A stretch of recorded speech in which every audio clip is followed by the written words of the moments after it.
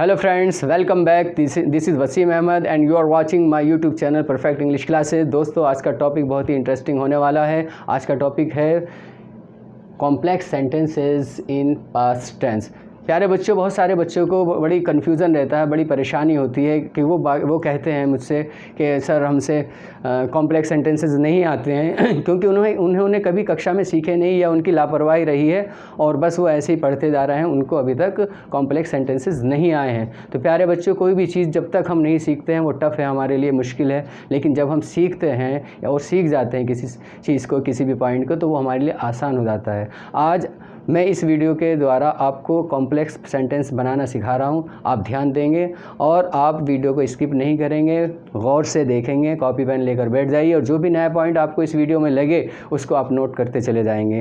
प्यारे बच्चों, अब हम टॉपिक पर आते हैं।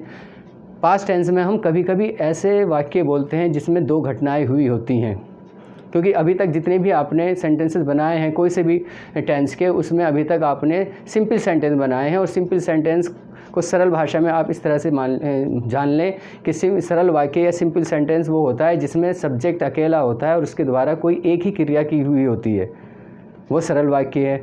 कॉम्प्लेक्स सेंटेंस वो है जिसमें एक मुख्य वाक्य होता है जिसे कहते हैं प्रिंसिपल क्लॉज, मुख्य वाक्य, और उस पे डिपेंडेंट एक सब ऑर्डिनेट क्लॉज होती है, आश्रित उपवाक्य होता है। तो आज हम इस टॉपिक पर कॉम्प्लेक्स सेंटेंस को बनाना सीखेंगे। तो मैं बता रहा था आपको कि जब हम पास्ट टेंस में कोई ऐसा सेंटेंस बोलते हैं जिसमें दो कार्य हुए हों और जो दो अलग अलग सब्जेक्ट के द्वारा या एक ही सब्जेक्ट के द्वारा किए गए हों, तो हम उसको कैसे बनाएंगे। इस कॉम्प्लेक्स सेंटेंस में भी हम तीन तरह के वाक्य बनाते हैं। एक वो जिनमें हम बिफोर शब्द का या पहले शब्द का इस्तेमाल करके हम हिंदी वाक्य बोलते हैं। मैं एग्जाम्पल के लिए एक सेंटेंस बोल रहा हूँ कि मेरा आने से पहले सूर्य छिप चुका था। इसमें दो कार्य हैं, एक मेरा आना और एक सूर्य का छिपना, और मैंने बिफोर, पहले शब्द का इस्तेमाल किया है। दूसरे सेंटेंसेस वो होते हैं जिसमें हम बाद या पश्चात शब्द का यूज़ करते हैं और उसको हम अंग्रेज़ी में आफ्टर बोलते हैं। जैसे हिंदी में देखेंगे कि मेरे जाने के बाद मेरे स्टेशन पर पहुंचने के बाद ट्रेन आई थी, तो हमने बाद या पश्चात शब्द का इस्तेमाल किया और उसके लिए हम आफ्टर का यूज़ करते हैं। और दो क्रियाएं हुई है, मेरे वहाँ जा पहुंचना स्टेशन पर और ट्रेन का बाद में आना। कभी कभी हम जब या तब शब्द का प्रयोग करके भी कॉम्प्लेक्स सेंटेंस बोलते हैं, जैसे जब मैं वहाँ पहुँचा प्रोग्राम शुरू हो चुका था। इस तरह के वाक्य भी हम बोलते हैं। तो आप हर वाक्य में, चाहे वो बिफोर शब्द का इस्तेमाल कर रहे हो या आफ्टर का या व्हेन शब्द का हम इस्तेमाल कर रहे हो, दो क्रियाएं हो रही हैं, दो वाक्य हैं, तो ऐसे सभी वाक्य कॉम्प्लेक्स सेंटेंस की कैटेगरी में आते हैं। आज हम कॉम्प्लेक्स सेंटेंसेस में, इस कैटेगरी में उन शब्दों को बनाना सीखेंगे जिसमें पहले शब्द का हम प्रयोग करके हिंदी वाक्य बोल रहे हैं। तो आपको बोर्ड पर ध्यान देना होगा, बिल्कुल भी आपको नज़र नहीं हटानी है, सुनना भी है और देखना भी है। हमने कोई ऐसा सेंटेंस बोला जिसमें पहले शब्द का इस्तेमाल है, जैसे मेरे आने से पहले वह जा चुका था। अब इमेजिन कर लीजिए ये सेंटेंस है, मेरे आने से पहले वह जा चुका था, ठीक है। तो हिंदी वाक्य ऐसे लिखा हुआ है, तो हम क्या करते हैं, जब हम अंग्रेज़ी वाक्य में इसको कन्वर्ट करेंगे या इसका ट्रांसलेशन अंग्रेज़ी में करेंगे, तो हम हिंदी वाले सेंटेंस के अंतिम भाग की अंग्रेज़ी पहले बनाएंगे और पहले भाग की अंग्रेज़ी बाद में बनाएंगे। आसान। जब हम हिंदी वाक्य बोलते हैं तो उसका दो पार्ट होते हैं, एक शुरू का भाग, एक आखिर का भाग, और बीच में वो शब्द होता है जिससे कॉम्प्लेक्स जाहिर होगा, पहले या बाद में। यहाँ पर पहले शब्द का इस्तेमाल हुआ है, तो इसको बनाना हम सीख रहे हैं। जब हम इस तरह का कोई वाक्य बोलते हैं जिसमें पहले शब्द का इस्तेमाल हुआ है, तो हिंदी वाक्य के अंतिम भाग की अंग्रेज़ी हम पहले बना रहे हैं, पहले भाग की अंग्रेज़ी बाद में बना रहे हैं। और पहले के लिए हम इंग्लिश में कौन सा शब्द इस्तेमाल करते हैं, बिफोर। बहुत ही अहम टॉपिक है, आप यहाँ पर ध्यान देंगे। बिफोर से पहले हम कौन सा टेंस लाते हैं, पास्ट परफेक्ट टेंस, और बिफोर के बाद हम लाते हैं पास्ट इंडेफिनिट टेंस, ठीक है। बिफोर से पहले कौन सा टेंस बनाएंगे, पास्ट परफेक्ट टेंस, और बिफोर के बाद पास्ट इंडेफिनिट टेंस बनाएंगे। अब बच्चों, अब इस वीडियो से पहले हमने सीखा था, पास्ट परफेक्ट टेंस बनाना भी सीख लिया है और पास्ट इंडेफिनिट टेंस भी हमने बनाना सीख लिया है। तो मुझे ज़रा स्ट्रक्चर बताइए कि पास्ट परफेक्ट टेंस का क्या स्ट्रक्चर होता है। तो आप कहेंगे सबसे पहले सर सब्जेक्ट लिखते थे, उसके बाद हम हेड लिखते थे, उसके बाद हम वर्ब की थर्ड फॉर्म लगाते थे, उसके बाद ऑब्जेक्ट और उसके बाद एटसेट्रा वर्ड।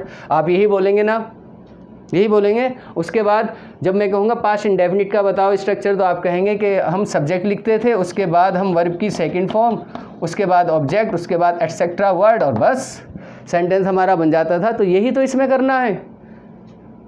अब इस सेंटेंस को ऐसे समझ लीजिए,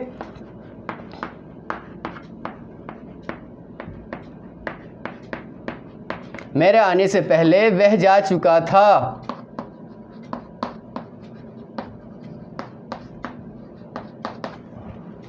सेंटेंस क्या है? मेरे आने से पहले वह जा चुका था। यहाँ दो अलग अलग वाक्य हैं जो पहले शब्द से जुड़े हुए हैं। मेरे आने से पहले एक तो है मेरा आना और दूसरा है वह जा चुका था उसका जाना। दो अलग अलग वाक्य हैं और जो जुड़े हुए हैं सबऑर्डिनेट कंजंक्शन बिफोर से। उसको बनाने का तरीका हम बता रहे हैं। हिंदी वाक्य के अंतिम भाग के हम अंग्रेज़ी हम पहले बना रहे हैं, पहले भाग के अंग्रेज़ी बाद में बनाते हैं। बिफोर शब्द का इस्तेमाल करते हैं पहले के लिए।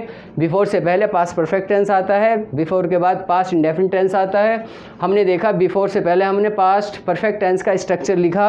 आपने देखा सबसे पहले सब्जेक्ट, हेड, वर्ब की third form, object, etcetera word हमने लिखे, हम लिखेंगे, ये स्ट्रक्चर है। उसके बाद बिफोर के बाद हमने पास्ट इंडेफिनिट का स्ट्रक्चर लिखा है जिसमें है सब्जेक्ट प्लस वर्ब की सेकंड फॉर्म, ऑब्जेक्ट और एटसेट्रा वर्ड। अब देखिए कितना आसान है कॉम्प्लेक्स सेंटेंस। अभी आपको ऐसा लग रहा था जैसे बहुत बड़ा पहाड़ है, और अभी ऐसा लगेगा जैसे चूहा, एकदम छोटी सी चीज़। देखिए,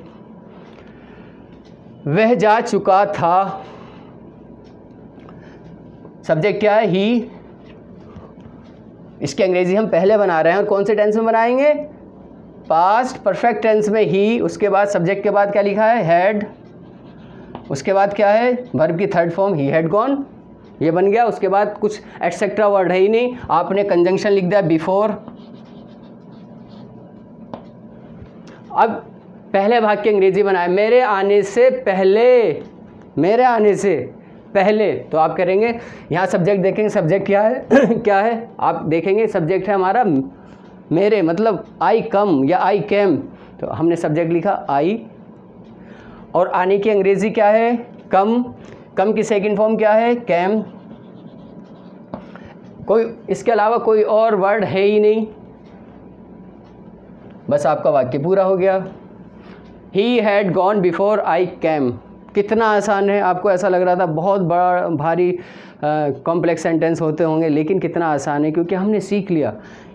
ये हमसे पहले ही आते थे, पास्ट इंडेफिनिट भी और पास्ट परफेक्ट भी हमसे पहले ही आते थे, तो हमारे लिए कितना आसान हो गया। हमें 2-3 बातें ध्यान रखनी है।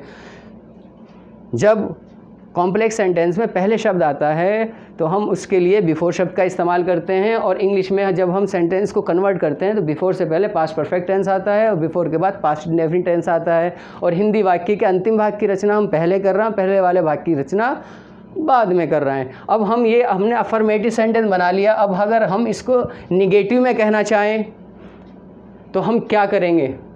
मेरे आने से पहले वह जा नहीं चुका था, मेरे आने से पहले वह जा नहीं चुका था, या मेरे आने से पहले वह गया नहीं था। तो आपको पता चल रहा है कि इसमें नहीं जुड़ रहा है, इसमें नहीं जुड़ रहा है। या ये कह लीजिए निगेटिव, नकारात्मक या प्रश्नवाचक वाक्य की रचना अंग्रेज़ी वाक्य के प्रथम भाग में होती है। हम निगेटिव इसमें करेंगे। अगर हम निगेटिव बनाना है तो हमें इसमें कहना पड़ेगा। और आपको पता है जब हम पास्ट परफेक्ट टेंस को निगेटिव बनाते हैं तो हम हेड के बाद नोट लगा देते हैं बस।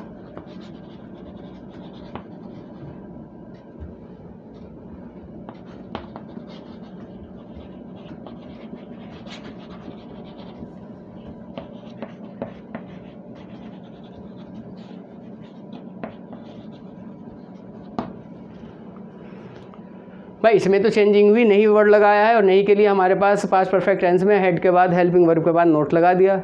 He had not gone before I came, बाकी तो वैसा ही है। तो ये आपके पास निगेटिव हो गया। अब इसी सेंटेंस को हम ये कहना चाह रहे हैं, क्या मेरे आने से पहले वे जा चुका था। अब इस वाक्य की रचना तो हम हर बार पहले ही कर रहे हैं, तो जब हम इसको इंट्रोगेटिव कहेंगे, इस वाले पार्ट को, इधर देखिए, जब हम इस वाले पार्ट को इंट्रोगेटिव कहेंगे तो हमने आपको सिखाया है कि ये जो हेल्पिंग वर्ब है उसको हम शुरू में रख देते हैं।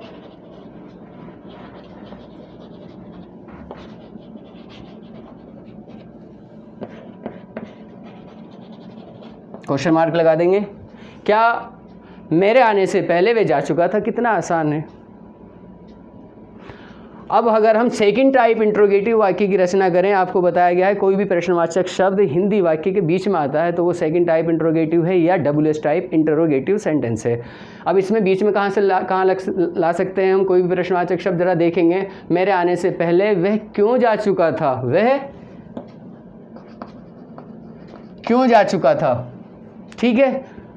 अब इस वाले पार्ट की अंग्रेजी हम पहले बना ही रहे हैं और आपको पता है जब हम पास्ट परफेक्ट टेंस में सेकंड टाइप इंट्रोगेटिव बनाते हैं तो क्या करते हैं, उस इंट्रोगेटिव वर्ड की अंग्रेजी सबसे पहले लिखते हैं, उसके बाद हैड लिखते हैं, उसके बाद हम सब्जेक्ट लिखते हैं, उसके बाद वर्ब की थर्ड फॉर्म और उसके बाद सेंटेंस पूरा हो जाता है। और ये वाला जो कॉम्प्लेक्स सेंटेंस था इसका जो बाकी पार्ट है उसमें तो कोई चेंजिंग हुई ही नहीं है तो हम ऐसे ही लिख देंगे और ये आपका वाक्य बन गया। Why had he gone before I came? मेरे आने से पहले वह क्यों जा चुका था? प्यारो बच्चे, बहुत आसान है। आज हम सिर्फ इसी सेंटेंस को क्लियर कर रहे हैं जिसमें बिफोर शब्द आ रहा था या जिसमें हिंदी वाक्य में पहले शब्द आ रहा था। इस बात को मैं दोबारा से रिपीट कर रहा हूँ, आप देख लें, कोई डाउट हो तो वो भी क्लियर हो जाएगा। मैं ये कहना चाह रहा हूँ कि जब हम कॉम्प्लेक्स सेंटेंस पास्ट टेंस में सीखते हैं तो हम इस तरह के वाक्य बोलते हैं जिसमें पहले, बाद या जब तब शब्दों का प्रयोग होता है। इस तरह के हम वाक्य बोलते हैं जिसमें दो क्रियाएं हुई होती हैं। तो हमें क्या करना है, वो जो हिंदी वाक्य बोलते हैं या लिखते हैं हम, उसमें हिंदी वाक्य के अंतिम वाक्य अंग्रेज़ी हम पहले बनाते हैं और पहले वाक्य अंग्रेज़ी बाद में बनाते हैं। और जब हम ट्रांसलेशन करते हुए इंग्लिश बोलते हैं या लिखते हैं, बिफोर से पहले हम पास्ट परफेक्ट टेंस बनाते हैं और उस बिफोर के बाद पास्ट इंडेफिनिट टेंस बनाते हैं। दोनों का स्ट्रक्चर लिखा हुआ है। बिफोर से पहले हमने पास्ट परफेक्ट टेंस को बनाया है, क्या था, वह जा चुका था, ही हैड गॉन। और पास्ट इंडेफिनिट टेंस है, मेरे आने से पहले, बिफोर आई केम।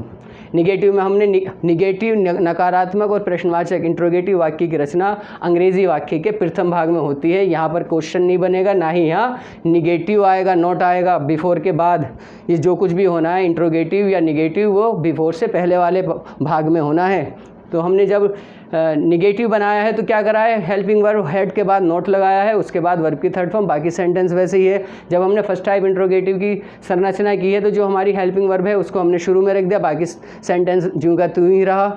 जब हमने सेकंड टाइप इंट्रोगेटिव वाक्य की रचना की तो हमने इंट्रोगेटिव वर्ड को शुरू में रख दिया, उसके बाद हेल्पिंग वर्ब हेड रखी, उसके बाद सब्जेक्ट, उसके बाद वर्ब की थर्ड फॉर्म और बिफोर के बाद जो स्ट्रक्चर था उसमें तो कोई चेंजिंग होनी नहीं है। दोस्तों, मुझे लग रहा है ये टॉपिक भी बहुत ही आसानी से आपने समझ लिया है। कमेंट बॉक्स में आप कुछ ना कुछ खुशी भर अच्छे शब्द प्रयोग करके अच्छे मैसेज करेंगे, कमेंट करेंगे, मुझे उम्मीद है। आज के लिए इतना ही, फिर मिलेंगे नई वीडियो के साथ। तब तक के लिए धन्यवाद, बाय।